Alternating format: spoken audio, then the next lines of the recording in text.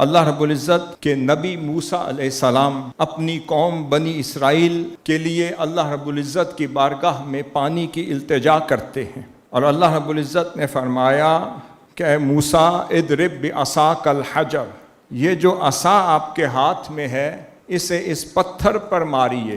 موسیٰ علیہ السلام نے وہ عصا پتھر پر مارا اور فانفجرت منہ اثنتا عشرۃ عینا، اس ایک ضرب سے 12 چشمے جاری ہو گئے۔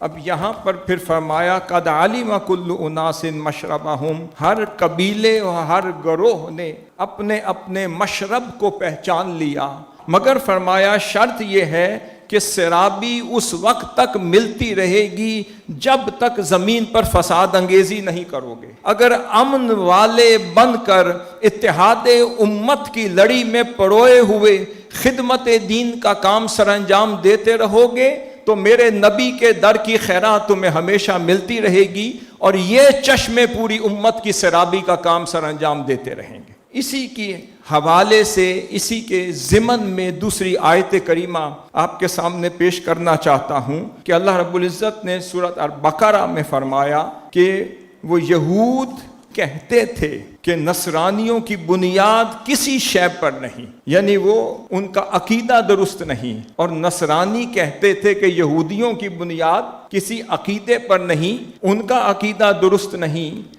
بات سمجھ آئی کہ یہی وہی اختلاف تھا جو آج جس کا شکار امت مسلمہ نظر آ رہی ہے۔ ہم جب اپنے مکاتب فکر کی طرف نظر ڈالتے ہیں تو کوئی کسی کو جھٹلا رہا ہے، کوئی کسی کی تضحیق کر رہا ہے، کوئی کسی کی تکفیر کر رہا ہے۔ پھر سورۃ الروم میں آگے اللہ رب العزت نے فرمایا کہ ان یہود اور نصارہ میں سے نہ ہو جاؤ جنہوں نے اپنے دین کے ٹکڑے ٹکڑے کر دیے، مگر اتنی بات آیت کریمہ سے سمجھ آ گئی کہ کچھ نہ کچھ اس کے پاس درست ضرور ہے۔ نہ ہر کسی کے پاس صرف کل ہے اور نہ ہر کوئی خیر سے کلیتاً محروم ہے۔ جب امت میں نگاہ ڈالی تو نظر آیا کہ کسی کی دعوت میں نسبت توحید غالب آ گئی، مگر غور کیجئے وہ بھی تو اصل سے ہی لے رہا ہے۔ کسی کی دعوت میں نسبت رسالت غالب آ گئی، کسی کی دعوت میں نسبت اطاعت رسول غالب آ گئی، وہ بھی تو اصل سے لے رہا ہے۔ کسی کی دعوت میں نسبت صحابہ غالب آ گئی، وہ بھی تو اصل سے لے رہا ہے۔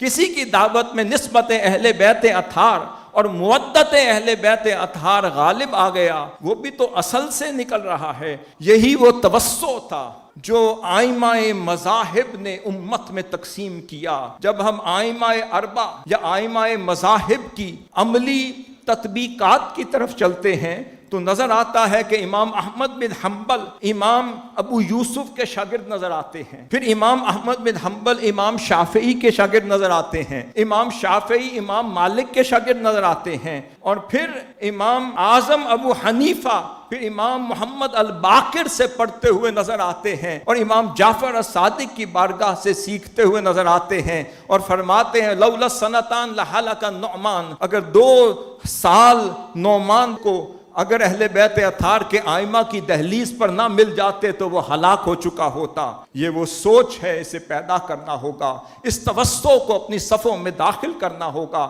قبولیت کے مادے کو زندہ کرنا ہوگا، ہر کسی کا احترام کرنا ہوگا۔ ہر کسی کے لیے ایک ہے مخالفت، ایک ہے حق کے اختلاف۔ اختلاف سے شان امت بڑھتی ہے اور مخالفت سے شان امت گھٹتی ہے۔ اس رویے کو اپنی طبیعتوں میں پیدا کریں تاکہ اللہ رب العزت ہمیں امت کے ان فیوزات سے بہرہ فرمائے اور آقا صلی اللہ علیہ وسلم کے نالین پاک کی خیرات سے اتحاد امت کو رونق عطا فرمائے۔ وما علینا الا البلاغ المبین۔